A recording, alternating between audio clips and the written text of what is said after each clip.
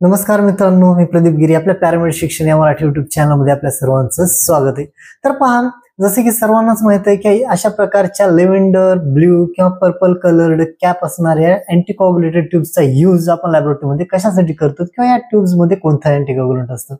तर अशा प्रकारच्या कलर्ड ट्यूब्स मध्ये साधारणपणे EDTA, ज्यालाच आपण ethylene diamine tetra acetic acid नावाचं अँटीकॉग्युलंट यूज करतो. पण या अँटीकॉग्युलंट्सचे सुद्धा दोन प्रकार आहेत आणि हे दोन वेगवेगळे प्रकार एका विशिष्ट वेगवेगळ्या कामासाठी यूज केले जातात किंवा वेगवेगळ्या प्रकारच्या टेस्टिंगसाठी अशा प्रकारचे EDTA अँटीकॉग्युलंटचा यूज केला जातो. तर आता हे दोन अँटीकॉग्युलंट, दोन वेगवेगळे प्रकार कोणते आहेत तुम्हाला सांगणार आहे. तर जसं की आपण पाहतो की लॅबोरेटरीमध्ये दोन EDTA यूज करतो. एक आहे K2 EDTA आणि दुसरा आहे K3 EDTA. आता हे K2 EDTA आणि K3 EDTA हे दोन वेगवेगळे अँटीकॉग्युलंट्स वेगवेगळ्या कोणत्या कंडिशन्स मध्ये केव्हा यूज केले जातात किंवा दोन्हीचा यूज करण्याचा पर्पज काय आहे किंवा कोणत्या टेस्टसाठी आपल्याला कोणत्या K2 मध्ये घ्यायचंय किंवा K3 मध्ये घ्यायचंय. K2 ज्यालाच आपण डाय पोटॅशियम EDTA म्हणतो आणि K3 ला आपण ट्राय पोटॅशियम EDTA म्हणतो. म्हणजे साधारणपणे या दोन्हीमध्ये काय डिफरन्सेस आहेत आणि दोन्हीमध्ये जर सॅम्पल कलेक्ट केलं आणि दोन वेगवेगळे रिझल्ट घेतले, दोन्ही सॅम्पल्स मधून सेम सॅम्पल मधून दोन ट्यूब मधून रिझल्ट घेतले, तर त्यामध्ये चेंजेस काय येतात ते आजच्या व्हिडिओमध्ये आपण बघणार आहोत. तर चला व्हिडिओला सुरुवात करूया. की आपण पाहू शकता की मी या ठिकाणी दोन कॉलम तयार केले गेलेत. पहिला कॉलम आहे K2 EDTA, ज्यालाच आपण डायपोटॅशियम EDTA म्हणतो. त्यानंतर दुसरा कॉलम जो आहे तो आहे K3 EDTA, ज्यालाच आपण ट्रायपोटॅशियम EDTA म्हणतो. तर चला यामध्ये काय आपण महत्वाचे तीन डिफरन्सेस बघणार आहोत K2 आणि K3 EDTA मध्ये. ठीक आहे. तर K2 EDTA जर तुमच्या ट्यूब्स मध्ये असेल तर याचा अर्थ ते अँटीकॉग्युलंट्स मध्ये दोन पोटॅशियमचे आयन्स यूज केले गेलेत आणि जर K3 EDTA तुम्ही यूज करत असाल तर त्यामध्ये तीन पोटॅशियम आयन यूज केलेत, म्हणून त्याला K3 म्हणलं गेलं आहे. आणि ज्यामध्ये दोन पोटॅशियम आयन असतात त्याला K2 EDTA म्हणतात.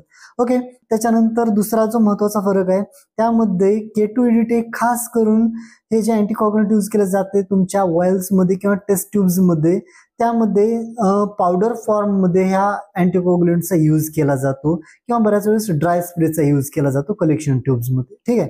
आणि खास करून ज्यावेळेस K3 EDTA ट्यूब्स बनवल्या जातात तर युजली त्याच्यामध्ये लिक्विड फॉर्म मध्ये अँटीकॉग्युलंटचा वापर केला जातो. आता यानंतर त्यासोबतच महत्वाचा आणि तिसरा फरक K2 आणि K3 मधला हा आहे की K2 EDTA अँटीकॉग्युलंट जर तुम्ही यूज करत असाल तर त्यामध्ये तुम्हाला त्याचे इफेक्टिव्हनेस जर चांगल्या प्रकारे हवा असेल अँटीकॉग्युलंटचा तर त्यामुळे तुम्हाला K2 अँटीकॉग्युलंटचा यूज अधिक प्रमाणामध्ये करावा लागतो. कशापेक्षा? K3 पेक्षा. त्याच मानाने K3 अँटीकॉग्युलंटचा यूज तुम्ही K2 पेक्षा कमी प्रमाणामध्ये करावा लागतो, कारण ते अधिक प्रमाणामध्ये पोटेंट आहे आणि ह्या अँटीकॉग्युलंटची रिक्वायरमेंट लेस असणार आहे K3 ची. म्हणजे ज्या ठिकाणी आपल्याला K2 अँटीकॉग्युलंटचं प्रमाण 2 ml साठी जेवढं घ्यायचं आहे ते K3 पेक्षा अधिक असणार आहे आणि K3 चं कमी असणार आहे. ओके. तर हे काय महत्वाचे फरक या ठिकाणी आपण बघितले गेले डिफरन्सेस. आता वापरांमध्ये काय फरक आहे, युजेस केव्हा K2 यूज केलं जातं आणि केव्हा K3 यूज करायचे हे आपण या ठिकाणी बघणार आहोत. तर पहा, साधारणपणे K2 अँटीकॉग्युलंट ट्यूब्स आपण यूज करतो कधी? कोणत्याही प्रकारच्या रुटीन हिमॅटॉलॉजिकल एक्झामिनेशनसाठी.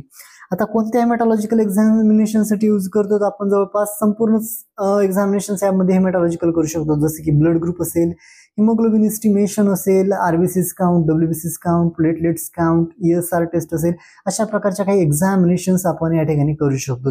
पण खास करून K2 अँटीकॉग्युलंटचा यूज तेव्हा केला जातो जेव्हा तुम्हाला एखाद्या पेशंट्सच्या ब्लड सेल्सची मॉर्फॉलॉजिकल एक्झामिनेशन्स करायची किंवा मॉर्फॉलॉजी प्रॉपरली प्रिझर्व करून ठेवायची.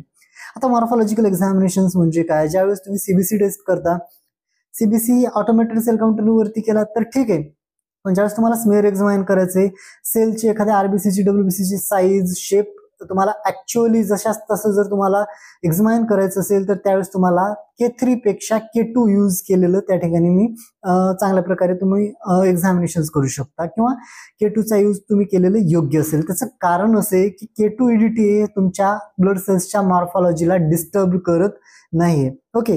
त्याच मानाने जर बघायचं म्हणलं तर K3 EDTA यूज हे रुटीन हेमॅटॉलॉजिकल एक्झामिनेशन्स मध्ये केलं जातं, पण K3 जे अँटीकॉग्युलंट आहे ते तुमच्या RBCs आणि WBCच्या स्ट्रक्चर आणि साईज शेप मध्ये थोडासा बदल करतो, अल्टरेशन तुम्हाला आलेलं पाहायला मिळतं. म्हणजे ज्या एक्झामिनेशन्स करतेस तुम्हाला मॉर्फॉलॉजीचं इम्पॉर्टन्स अधिक आहे ज्या एक्झामिनेशन्स मध्ये, त्या केसेसमध्ये तुम्हाला K2 अँटीकॉग्युलंटच यूज करायचं आहे.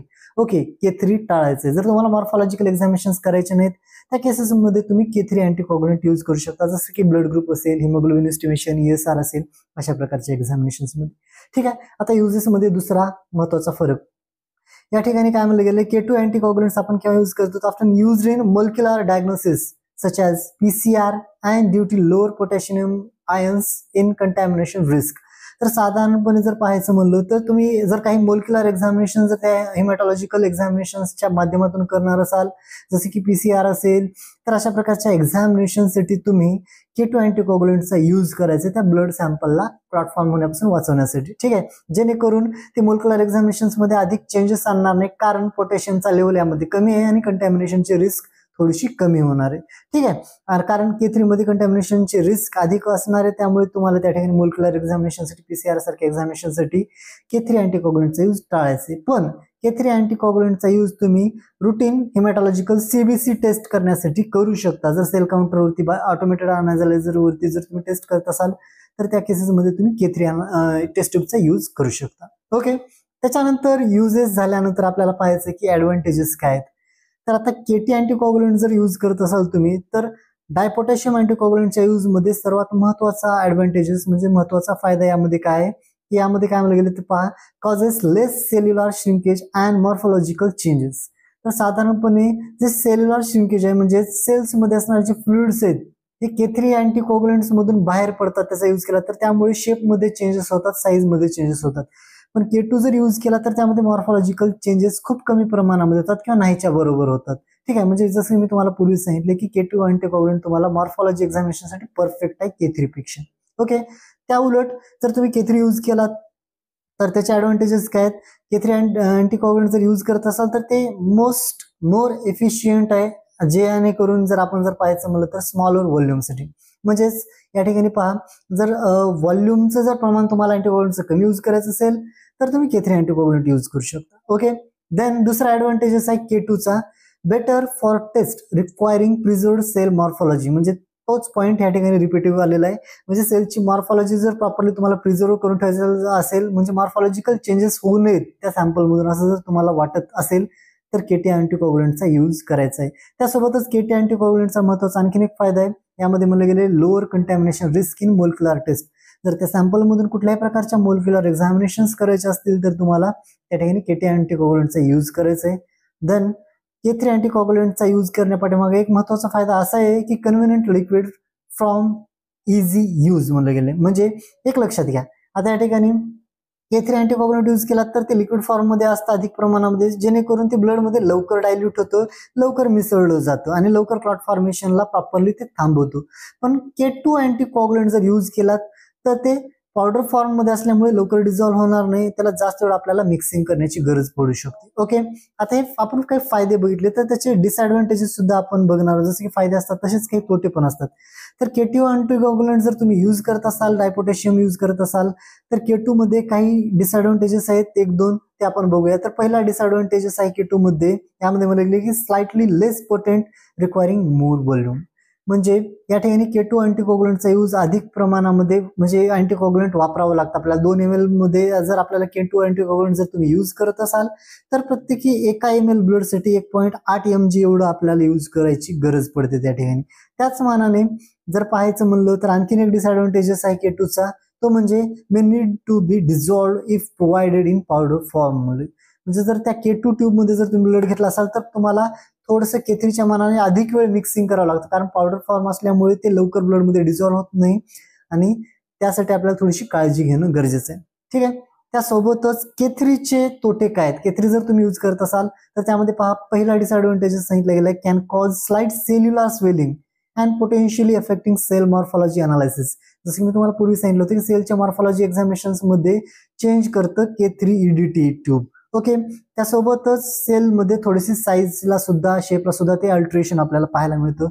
त्यासोबतच K3 जर ट्यूब्स यूज करत असाल तर त्यामध्ये तुमची पोटॅशियम आयन कंटॅमिनेशनची हायर रिस्क असते. कशासाठी? ज्यावेळेस तुम्ही मोलिक्युलर डायग्नोस्टिक टेस्ट करत असतात त्या केसेसमध्ये. ओके, तर आता थोडक्यात बघू आपण नेमकं K3 आणि K2 मध्ये काय फरक आहे. तर KT अँटीकॉग्युलंट जर तुम्ही यूज करत असाल तर ते सेलच्या मॉर्फॉलॉजीवरती अधिक प्रमाणात इम्पॅक्ट पाडत नाही, म्हणजे निगेटिव्ह इम्पॅक्ट पाडत नाही, सेलच्या मॉर्फॉलॉजीमध्ये चुकीचे बदल घडवून आणत नाही. त्यासाठी K2 अँटीकोअग्युलंट एकदम परफेक्ट आहे आणि हे सुटेबल आहे मॉर्फॉलॉजिकल एक्झामिनेशनसाठी किंवा कुठल्याही प्रकारच्या मोलिक्युलर सेन्सिटिव्हिटी एक्झामिनेशनला डायग्नोज करण्यासाठी. ठीक आहे. त्यानंतर K3 चा फायदा असा आहे, K3 काय आहे पहा, K3 is valued for this potency and is of use in liquid form through it may slightly alter cell morphology म्हणले. म्हणजे साधारणपणे K3 अँटीकोअग्युलंट हे लवकर ब्लड मध्ये डिझॉल्व्ह होतं, म्हणजे थोडंसं तुम्हाला कधी जर मिक्सिंग प्रॉपरली जरी नाही केली तर एखाद्या वेळेस थोडंसं त्यामध्ये अधिक फरक पडणार नाहीये, पण त्यासोबतच हे लिक्विड फॉर्म मध्ये असतं आणि थोडं कमी प्रमाण लागतं ब्लड मध्ये मिक्सिंग करण्यासाठी. ठीक आहे. पण ह्याचा एक असा एक तोटा आहे की सेलच्या मॉर्फॉलॉजी मध्ये चेंजेस आणतो. तर हे काही महत्वाचे फरक आपण या ठिकाणी आता बघितलेले आहेत.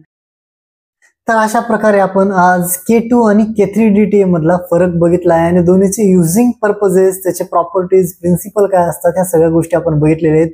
आणि व्हिडिओ कसा वाटला हे कमेंट सेक्शन मध्ये नक्की कळवा. व्हिडिओ आवडला असेल तर व्हिडिओला लाईक करा आणि कन्सिस्टंटली मी लॅबोरेटरी मधील अशा वेगवेगळ्या टॉपिक वरती व्हिडिओ आपल्या चॅनलवरती अपलोड करणार आहे, साध्या सोप्या मराठी भाषेमध्ये. अशा प्रकारच्या व्हिडिओसाठी चॅनलला सबस्क्राईब करा आणि बेल आयकॉनला क्लिक करायला विसरू नका. धन्यवाद.